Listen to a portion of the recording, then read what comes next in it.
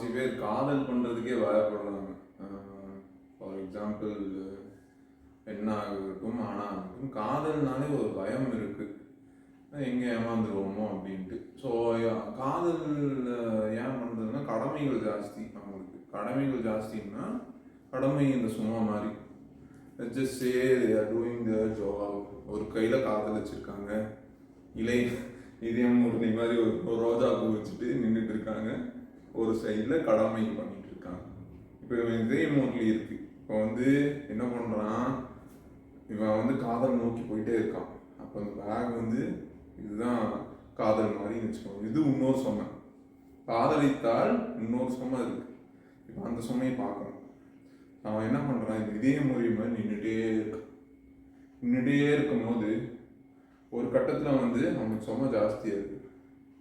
For example விளையாடுற மாதிரி போகுதுன்னு வச்சுக்கோங்க.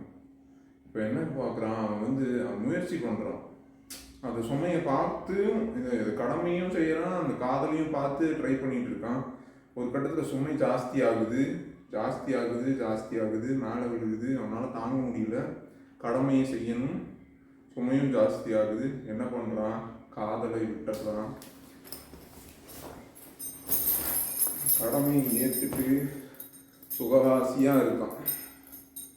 கடமை என்பது பாரம் இல்லை, கடமை என்பது சுகம். அதனால் கடமையை ஆற்றுங்கள்.